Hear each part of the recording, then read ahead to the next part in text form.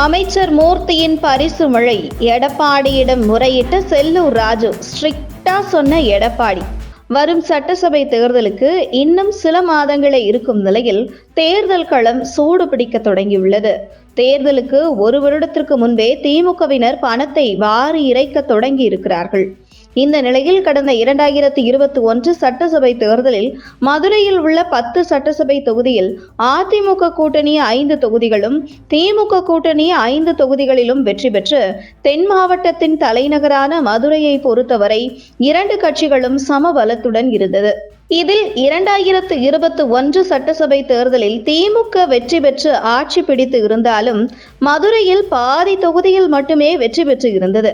இந்த நிலையில் கடந்த சட்டசபை தேர்தல் போன்று இல்லாமல் வரும் 2026 சட்டசபை தேர்தலில் மதுரையில் திமுக முழுமையான வெற்றி பெற வேண்டும் என அமைச்சர் மூர்த்தி வகிக்கும் மாவட்ட செயலாளர் பொறுப்பில் ஏற்கனவே 3 சட்டசபை தொகுதி இருந்த நிலையில் கூடுதலாக அமைச்சர் செல்லூர் ராஜு சட்டமன்ற உறுப்பினராக இருக்கும் மதுரை மேற்கு தொகுதியை மூர்த்தி கைவசம் கொடுத்தது திமுக தலைமை. கடந்த 25 வருடமாக தொடர்ந்து அதிமுக வெற்றி பெற்று வரும் நிலையில் மதுரை மேற்கு அதிமுக கோட்டை என்றே வர்ணிக்கப்பட்டு வருகிறது.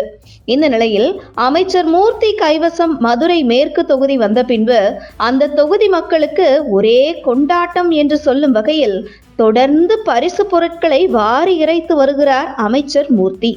தேர்தலுக்கு இன்னும் 6 மாதம் இருக்கும் சூழலில் அதற்குள் மதுரை மேற்கு தொகுதி மக்களுக்கு வாரி இறைத்து வருகிறார் அமைச்சர் மூர்த்தி என அதிமுகவினரிடம் கேட்டால் கடந்த 4 வருடத்தில் அமைச்சர் மூர்த்தி சம்பாதிச்சு வச்சிருக்கிற பண குவியலின் வெளிப்பாடுதான் இது என மதுரை அதிமுகவினர் கருத்து தெரிவித்து வருகிறார்கள். இந்த நிலையில் இதுவரை ஓட்டுக்கு பணம் கொடுப்பதை திருமங்கலம் ஃபார்முலா என்பார்கள். ஆனால் தேர்தலுக்கு ஒரு வருடத்திற்கு முன்பு இருந்தே அந்த தொகுதி மக்களுக்கு அடிக்கடி பரிசு பொருட்களை கொடுத்து வரும் அமைச்சர் மூர்த்தியின் செயலுக்கு இது மூர்த்தி ஃபார்முலா என்கிறார்கள் மதுரை வாசிகள்.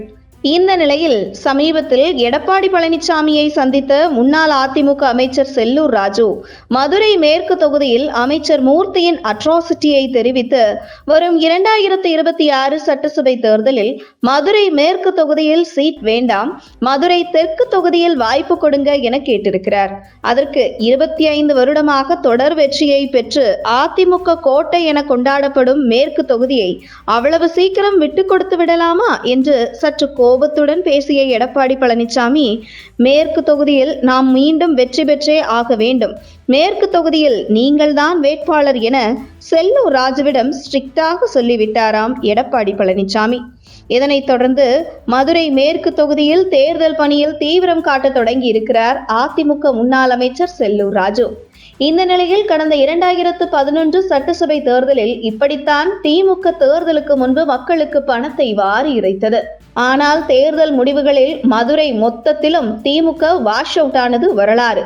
அந்த வகையில் ஆளும் திமுக அரசு மீது மக்கள் கடும் அதிருப்தியில் இருந்து வரும் நிலையில் மதுரை மேற்கு தொகுதியை பொறுத்தவரை திமுகவினர் கொடுக்கும் பரிசு பொருட்களை மகிழ்ச்சியுடன் பெற்றுக்கொள்வார்கள்.